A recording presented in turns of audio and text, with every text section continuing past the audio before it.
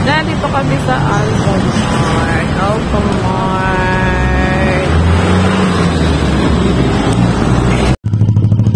Saan ka pupunta? Gagamo.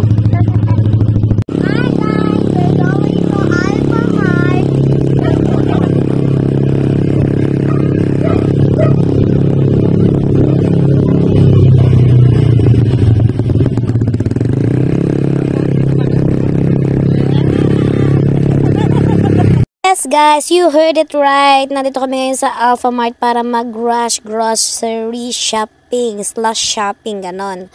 Anyway guys, hindi naman pag-shopping ang gagawin namin dito dahil talaga mag-grocery lang kami dahil as in wala na naman ang aming ref. Wala na rin kaming mga kasabon-sabon. At dahil nga tight ang ating budget, syempre sa Alphamart lang tayo guys dahil dito nakokontrol ko pa ang sarili ko. Pag sa SM kasi ako guys nag-grocery as in inaabot ako ng 18 to 21k isang grocery lamang. But then ngayon nga, bibiling ko nga dito siya mga kailangan lang namin. Dishwashing liquid, air freshener, mga ganon. Ayan guys, nakita nyo naman ko na yung mga ilalagay ko sa basket. Syempre lang, yun lang. Ano ba yan? Nabubulol na ako. Kasi guys, katatapos ko lang din mag-edit ng isang video. Ang hirap pala mag-edit na mag-edit. Diyos ko po. At ito hanapan ko nga si Eli ng kanyang pagkain. Dahil nga, syempre, nag-birthday si Eli ng isang araw at hindi nga namin na-celebrate dahil wala ang kanyang Mommy Angel. But tomorrow, Mommy Angel is here. Baka ipag-bake niya ng cake si Eli. Ayan, syempre, hindi namin papakain kay Eli. Dahil nga, guys, bawal ang matamis, guys, sa mga aso. So, ayan na nga, kumuha na rin ako ng powder. Dahil nga, siyempre, si Inay ang nagsasuffer pag wala kaming mga sabon sa bahay. At siyempre, ang aming Downy, Bekenemen. So, ayan na nga guys, siyempre, hindi naman sponsor yan. Ayan ang talaga pinapakita ko sa inyo guys kung ano yung mga pinamimili ko. At dinagdagan ko nga ng Ariel dahil nga meron kami mga puting damit na minsan kinukusot ni Inay. So, kahit papano, ayan, meron siyang sarili niyang powder bukod sa pang washing machine. At kumuha na rin ako ng toothpaste, kumuha na rin ako ng Sunsilk. Ito guys, pag bumibili ako nitong Sunsilk ay talagang laging magkaibang kulay, pink at green. At syempre, hindi mawawala ang aking cream salt, guys. At dahil gabi na nga, syempre, naghiwalay na kami ni Chano. Doon siya nagpunta. Ayan naman, naghiwalay agad. O, naman. Naghiwalay lang po kami ng landas dahil doon siya naka-assign sa Frozen. At ayan, nakita nyo naman, Diyos ko, kaliligo ko lang pero unfresh na agad. Nga, tinapos na nga ni Chano yung aming mga Frozen para nga kahit papaano, is hindi nga nawawala ng ulam sa bahay. Dahil nga, minsan may ginagawa ako o kaya wala kami. Hindi talaga sila nauubusan ng stocks. Ang hirap kasi lalo na itong batang ito, napakapili sa pagkain. At nakakatuwa pa nga dyan, binuksan na namin yung isang tissue dahil nga nasisi nga daw siya. As in, literal na talaga suminga na siya. So, ayan nga.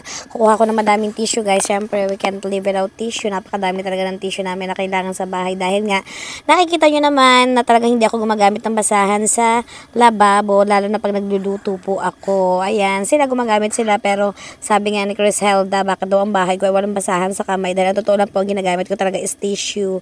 So, ayan, nakakuha na nga konting frozen goods si Papa. Kumuha siya ng chicken, mga hotdog. Siyempre, hindi mawawala ang tosino ng Baby Sam at kumuha na rin ako ng gardenia at mga tinapay dahil nga sa maga. Si tatay naman ay gusto ko yung makapag-almusal bago siya pumasok. So, ayan na nga, nakalimutan namin kumuha ng toyo, suka at syempre ang walang kamatayang mantika dahil hindi nga tayo mabubuhay ng walang mantika. Dahil ang mga niluluto natin ay talagang more on fried dahil ng batang ito. Diyos ko po, yung batang yan ang kulit-kulit pa rin. Alam niyo guys, totoo lang si Samira talaga is absent today dahil nga po ubong-ubo siya. Pero hindi ko maintindihan kung bakit ganun pa rin ka-hyper tong batang to. Pero nagpapasalamat pa rin ako kay God kasi nga napaka-hyper niya pa rin siya at hindi siya talaga laging malulungkutin o malamya pag may sakit siya. So nakita niyo naman guys, hindi talaga ako kumukuha ng kape dahil talaga ang tagal ko nang hindi umiinom ng kape. After ko ngang ma-confine, hindi na talaga ako nag-coffee so kumukuha na lang ako ng mga chocolate na mga naiinom, ganun. Yung nakita nyo naman kanina na Nescafe stick na kinuha ko, yun naman ay para kay tatay. At ito na nga, dahil nga wala akong basket sa tabi ko, dito ko na lang nilalagay sa gilid yung mga cans na gusto kong kunin.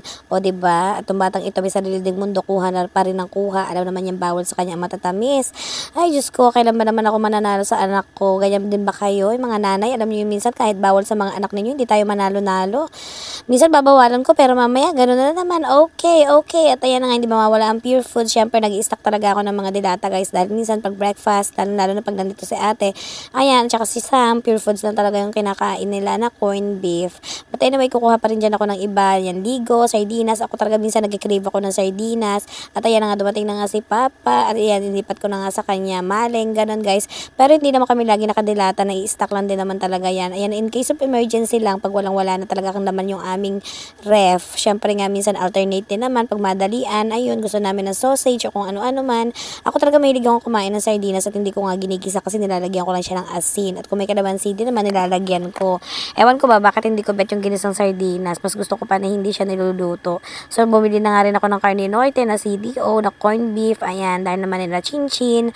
So, kami lang talaga ang tao sa bahay. At syempre, hindi ko makakalimutan ng aking nagaraya. Dahil minsan pag nanonood ako or pag nandito na ako sa taas at nagugutom ako, kahit pa paano meron akong makakain, diba? At pumunta na nga din ako dito, dumampot na ako ng Yakult.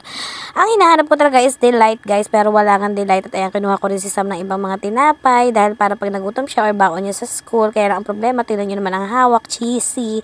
Diyos ko po, tingnan mo, nakita nyo naman kung paano niya tanggihan yung tinapay. Sabi ko, hawakan niya dahil nga ni Lola Itch siya, nakikita siya sa video. At kumuha na nga rin ako ng juice dahil nga si Chano ay mahilig sa juice. At syempre mogo-mogo dahil nga si Inay Cleo, ito lang ang inaabangan sa akin pa nag-grocery ako. Diba napakasimple lang talaga ng kagustuhan niya. Mogo-mogo lang sapat na. At nakaapat na basket na nga kami guys. And to make a story short guys, kaya dito po ako nag-grocery sa Alpha Mart. Dahil nga sa SM nakaka 18 to 21 kayo ako pag mag-grocery ako. Minsan kung ano-ano lang yung makita namin, dinadampot namin. Pero dito talaga is nababudget ko na mabuti. Kasi nga yung matitira dito is gagamitin ko po sa aking raffle sa February 13. O diba guys, hindi po ako kumikita sa Facebook at wala rin po akong sponsor. Kaya pala kung ano man yung pinamimigay ko sa inyo, pagpasensyahan nyo na guys, dahil lahat po yun ay galing lang po sa sarili kong bulsa. Gusto ko lang makatulong at mapagpasaya sa sarili kong paraan na alam ko na hindi kalakihan pero I know na marami mag-e-enjoy. At ito nga sa Samira, paulit-ulit na binabalik yung kinukuha yung ice cream, paulit-ulit ko din binabalik. At nandito na nga kami, magbabayad na kami. At Diyos ko, nakita nyo naman tong batang ito, nag-split na dito.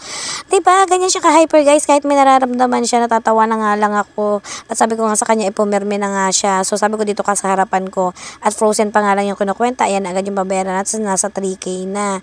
How much more yung iba pang nandi dito sa baba, diba? But it's okay guys. Ang mahalaga sa akin is hindi nga mawala ng pagkain sa bahay. Kaya nagpapasalamat ako kay God kasi nga talagang hindi kami naubusan ng pagkain. At itong batang to, bakit nga ba dito po nakalagay sa harapan nito kaysa 7-Eleven? Yung mga Durex na yan at saka yung mga trust na yan. Nakikita tuloy ng mga bata, tinatanungan sa Mira, tinawakan pa. Tinatanong niya ako kung sabon ba daw yun. Sabi ko na lang ay oo para wala na siya maraming tanong. At siya na nga ang naglagay ng mga dilata sa loob ng box dahil nga maluwag yung aming frozen. So yan lang guys, madalian lang nilang ipinunch at syempre nakapagbayad na ako, kumuha na rin ng pushcart sa kuya dahil nga hindi kakayanin ni Chano, nabuhatin lahat yan. Nakapamili na kami and we're waiting for the tricycle at nandito na kami sa highway. Ayan si Sak. Ayan si Baby. Ayun, dami-dami mo na pamili tapos ito lang yung resibo mo. At dahil nga kailangan pa ni Chanong pumunta ng Mercury para bumili ng gamot at ng aming Zikel, ng aming pangpatulog. So, syempre, dalawa lang kami ni Zamira sa tricycle. So, don't forget to follow my page, guys. Yun lang for today's video. Sana nag-enjoy kayo. Bye!